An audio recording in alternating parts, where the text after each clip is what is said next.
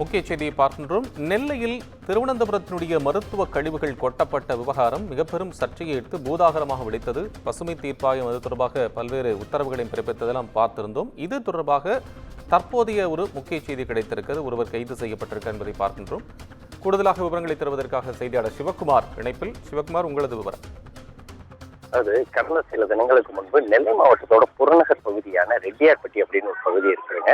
இந்த பகுதி திருவனந்தபுரம் நாகர்கோவில் தேசிய நெடுஞ்சாலையை ஒட்டியுள்ள பகுதி. இந்த பகுதியில பாத்தீங்கன்னா ஏறத்தாழ அதாவது பல்வேறு மருத்துவ கழிவுகள், அதாவது பாத்தீங்கன்னா மருத்துவ பாட்டில்கள், ஊசிகள் உள்ளிட்டவைகள் ரோட்ல கொட்டப்பட்ட நிலையில இது ஒரு பெரிய சர்ச்சையா வெடித்தது. எப்படின்னா, கடந்த சில தினங்களுக்கு முன்பு அதே நெல்லை மாவட்டத்தோட உட்புற பகுதியான கல்லூர், கொண்டா நகரம் உள்ளிட்ட பகுதிகளில் ரீஜனல் கேன்சர் சென்டர், மண்டல புற்றுநோய் மையத்திலிருந்து, திருவனந்தபுரத்தில் இருக்க புற்றுநோய் மையத்திலிருந்து நோயாளிகளால் உபயோகப்படுத்தப்பட்ட கழிவுகளை கொட்டப்பட்டது. அதன் அடிப்படையில் பல்வேறு பிரச்சனைகள் உருவாக்கி தேசிய பசுமையம் தன்னால் முன்வந்து இந்த வழக்க விசாரணைக்கு எடுத்தது. மருத்துவ கழிவுகளை கொட்டுறதுக்கு தமிழகம் ஒன்றும் குப்பை கிடங்கு இல்லை அப்படின்னு சொல்லி கண்டனம் தெரிவித்ததோடு இல்லாம அந்த கொட்டப்பட்ட கழிவுகளை அதே மருத்துவமனையை திரும்ப அள்ளிட்டு போற மாதிரி செஞ்ச ஒரு சூட்டின் தாக்கம் அடங்கக்கூடிய நிலையில இந்த மாதிரி மருத்துவ கழிவுகள் ரெட்டியார்பட்டியை ஒட்டியுள்ள பகுதிகளில் கொட்டப்பட்டது. இதனை அடுத்து போலீசார் வழக்கு பதிவு செஞ்சு விசாரணை செஞ்சுட்டு வந்தாங்க.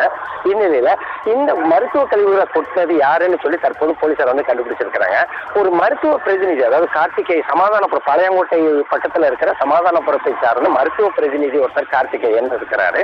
அவர் என்ன பண்ணியிருக்கிறாருன்னா, இதுக்கு முன்னால வேலை பார்த்த ஒரு மருத்துவ கம்பெனியை விட்டுட்டு அடுத்த நிறுவனத்துக்கு போகக்கூடிய சூழ்நிலை போயிருக்கிறாரு. அப்போ அவருக்கு இருந்த மருத்துவ கழிவுகளை சாலை ஓரங்கள்ல கொட்டி அதன் அடிப்படையில் தற்போது எரிக்கப்பட்டது கண்டுபிடிக்கப்பட்டு தற்போது கார்த்திகேயன் கைது செய்யப்பட்டிருக்கிறாரு.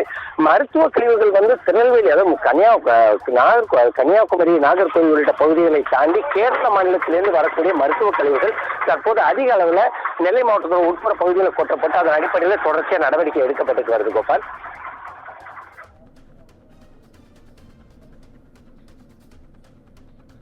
சிவகுமார், உங்கள் அண்மை விவரங்களுக்கு நன்றி.